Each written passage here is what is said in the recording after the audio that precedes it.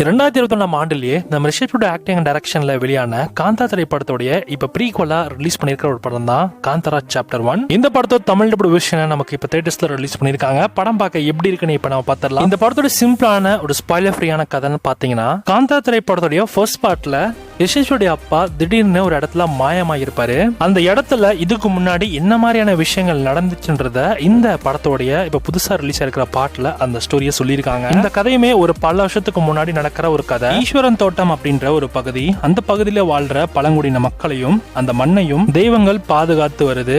பேண்ட்ரா அப்படின்ற ஒரு ராஜ்யத்தை ஆண்ட ராஜா அந்த இடத்தை கைப்பற்றதுக்காக வந்து உயிரையே விட்டுருவாரு. அந்த ராஜாவுடைய பையன் தான் நம்ம ஜெயராம். ஜெயராமுக்கு ருக்மணி வசந்தோ அண்ட் குல்ஷனும் 2 பிள்ளைகள் இருக்காங்க.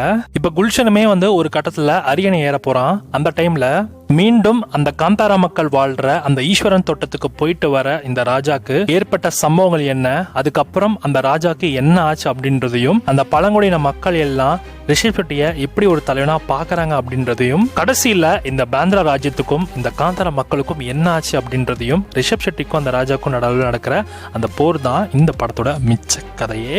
ஓவராலா இந்த படம் பார்க்கறதுக்கே பார்த்தீங்கன்னா செம்மையான ஒரு படம். ஸ்கிரீன் பிளே வைஸா செம்ம இன்ட்ரெஸ்டிங்காக எங்கேஜிங்காகவே கொண்டு போயிருக்காங்க. படத்தோட ஃபர்ஸ்ட் ஹாஃபே பார்த்தீங்கன்னா நிறைய இடத்துல நல்லா இன்ட்ரெஸ்டிங்காகவும் எங்கேஜிங்காகவும் போச்சு. ஒரு சில இடத்துல கொஞ்சம் லைட்டாக லேக்னஸ் இருந்தது. ஒரு சில ஹியூமரான போர்ஷன்ஸுமே நல்லாவே ஒர்க் ஆச்சு. ரிஷபோட ஆக்டிங் அண்ட் பெர்ஃபார்மன்ஸ் செம்மையா இருந்துச்சு. டைரக்ஷன் வைஸாவுமே அவர் நல்லாவே பண்ணியிருக்காரு. அண்ட் விஷுவல்ஸாக இந்த படம் செம்ம ட்ரீட்டாக இருந்துச்சு. அதுக்கேற்ற பிஜிஎம்னு செம்ம டாப் நாச்சாக பண்ணியிருக்காங்க. டைகர் சீக்வன்ஸ் இந்த படத்தில் ஃபர்ஸ்ட் ஹாஃப்லையுமே சரி, செகண்ட் ஹாஃப்லையும் சரி, 2 இடத்துலையுமே வரும். அந்த 2 சீக்வன்ஸுமே டைகர் சீக்வன்ஸ் செம்ம கூஸ் பம்ப்ஸ். குறிப்பாக படத்தோட செகண்ட் ஹாஃப்ல வரக்கூடிய அந்த லாஸ்ட் 30 மினிட்ஸ் இதுலையுமே வந்து பங்கம் பண்ணிட்டாங்க. இதுல செம்ம ட்விஸ்டோட செகண்ட் ஹாஃப்ல அந்த லாஸ்ட் 20 மினிட்ஸ்ல காட்டுவாங்க பாருங்க. அந்த சீக்வன்ஸ் பார்க்குறப்ப உங்களுக்கு உடம்பெல்லாம் புல்லரிக்கிற மாதிரி இருக்கும். அப்படியே ஒரு மாதிரி என்னடா இது இப்படி பண்ணியிருக்கீங்களா அப்படின்ற மாதிரி லெவலுக்கு ஃபீல் பண்ண வச்சுட்டாங்க. ஒரு பர்டிகுலர் இடத்த பற்றி சொல்லியிருப்பாங்க இல்லையா, அந்த பர்டிகுலரான அந்த இடத்துல இருக்கிற அந்த ஒரு கிணறு எங்கே போச்சு அப்படின்றதுக்கான கதை வந்து அடுத்து வரக்கூடிய பாட்டில் சொல்லுவேன்னு சொல்லி முடிச்சிருக்காங்க. அண்ட் குறிப்பாக சாப்டர் 2க்கான லீடுமே கொடுத்து முடிச்சிருக்காங்க. ஓவராலாக படத்தோட ஃபர்ஸ்ட் ஹாஃப் எடுத்துட்டுனா ஒரு சில சீக்வன்ஸ் உங்களுக்கு ஸ்லோவாக ஃபீல் பண்ண வைக்கும். அதை தாண்டி ஸ்டோரி என்ன, அந்த கிங்டம் என்ன, அண்ட் அந்த ட்ரைபல் பீப்புளுடைய நீட் என்ன, ஸோ அவங்களுடைய அந்த ப்ரொடெக்ஷன் யார் அப்படின்றத ரொம்பவே வந்து சூப்பராக காமிச்சிருப்பாங்க.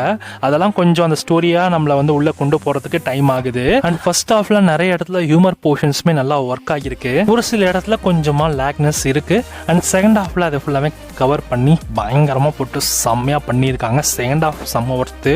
கம்பேரிட்டிவ்லி ஃபர்ஸ்ட் ஹாஃபோட செகண்ட் ஹாஃப் சூப்பராகவே இருக்கும். செகண்ட் ஹாஃப் செம்ம தீயா போகும். ரிஷபோட பெர்ஃபார்மன்ஸ்ல உங்களை கண்டிப்பாக மிரள வச்சிரும். பார்ட் 1ல அவரோட லாஸ்ட் 20 மினிட்ஸ் போர்ஷன்ஸ் எப்படி இருந்துச்சு உங்களுக்கு நல்லா தெரியும். அதை விட செகண்ட் பார்ட்ல அவரோட போர்ஷன்ஸ் எல்லாமே செம்ம மாஸ் பண்ணியிருப்பாங்க. அப்படியே அந்த சாமி என்னமோ ஸ்க்ரீன்ல தான் ஆடும், ஆனால் நமக்குள்ளேயே பூந்து நம்மளே ஆட வைக்கிற மாதிரி ஒரு ஃபீல் வரும் பாருங்க. படம் பார்க்குறப்ப அதை கண்டிப்பாக ஃபீல் பண்ணுவீங்க. ஓவராலாக ஒரு ஒர்த்து வாட்ச்பிள் மூவியா இந்த காந்தாரா சாப்டர் மூவி வந்திருக்கு. மறக்காம இந்த படத்தை தமிழ் டப்பிங் கூட பாருங்க. அண்ட் குறிப்பாக சாமி பேசுகிற அந்த டைலாக்ஸ் எடுத்துக்கிட்டீங்கன்னா அந்த ஃபுல்லாமே அவங்களோட நேட்டிவான கன்னட லாங்குவேஜ் தான் வந்து கொடுத்துருக்காங்க. டப்பிங் பண்ணல, சும்மா ஜஸ்ட் லைக் சப்டைட்டில்ஸ் மாதிரி தமிழில் போடுறாங்க. அதுக்கு மட்டும் கொஞ்சம் தமிழை டப் பண்ணிங்கன்னா இன்னுமே நல்லா இருந்திருக்கும். பட் நேட்டிவ்காக நீங்கள் பண்ணியிருக்கின்றது புரியுது. பட் அது வந்து ஒரு சில மைனஸாக நான் பார்க்குறேன். அது நல்லா தான் இருக்குது. பட் ஆனால் அது இன்னுமே நமக்கு புரியுற மாதிரி இருந்துச்சுன்னா இன்னும் சூப்பராக இருக்கும். ஏன்னா அது டக்குன்னு படிக்க முடியல, அது கொஞ்சம் பிரச்சனையாக இருக்குது படம் பார்க்குறப்ப. மிச்சப்படி இந்த படம் வேறு எதுவுமே நம்மளால் குறை சொல்ல முடியாது. ஸோ கண்டிப்பாக நீங்கள் இந்த படத்தை ஒன்ஸ் தேட்டரில் ட்ரை பண்ணுங்க, ஃபேமிலியோட பாருங்க, இன்னும் அவங்க பயங்கரமாக என்ஜாய் பண்ணி பார்ப்பாங்க. ஸோ இந்த படம் இப்போ தேட்டரில் ரன் ஆகிட்டு இருக்கு. அண்ட் இந்த படத்துக்கு கேசர சீன்ஸ் 5க்கு 4.5 கொடுக்கலாம்.